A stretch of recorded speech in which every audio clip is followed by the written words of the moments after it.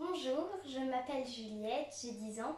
Je vais vous lire un livre qui s'appelle Rosa Parks, qui a été écrit par Sophie de Mulhenrem.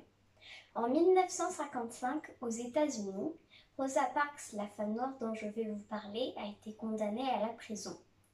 Nous sommes à l'époque de la ségrégation, les noirs et les blancs n'ont pas le droit de se mélanger.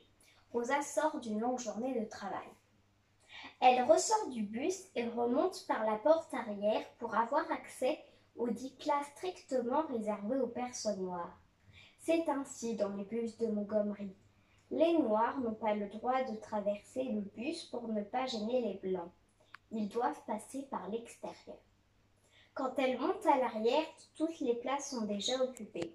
Rosa regarde alors les sièges de la partie centrale du bus dans l'espoir que quelques-uns soient libres. Cette partie, les Blancs l'ont baptisée ironiquement la zone à risque. C'est la zone où ils risquent d'être touchés par un noir puisque n'importe qui peut s'y asseoir. En fait, il serait plus juste de dire que les noirs n'ont le droit de s'y asseoir que si les Blancs n'y sont pas, les premiers devant systématiquement céder leur place aux deuxièmes. Rosa sourit. Une place est libre à côté d'un monsieur noir. Elle s'assoit et ferme les yeux.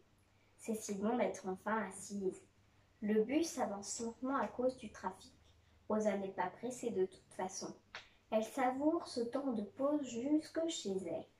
Au premier arrêt, des blancs entrent et s'assoient dans les premiers rangs, à l'avant du bus, dans la partie qui leur est réservée, celle où les noirs n'ont pas le droit de poser même un pied.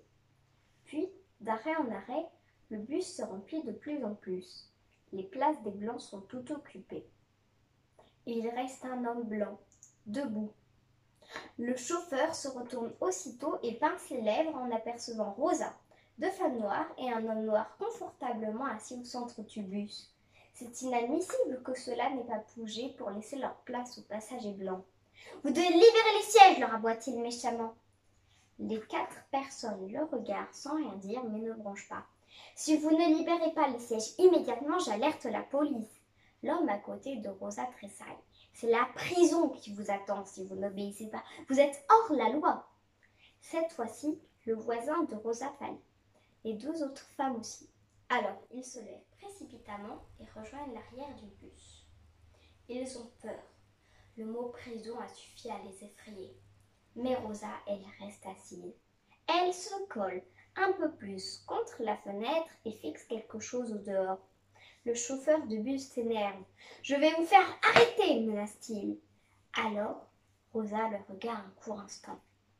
À ce moment-là, elle pense à son grand-père qui faisait le guet devant chez eux, chaque nuit un fusil sur les genoux.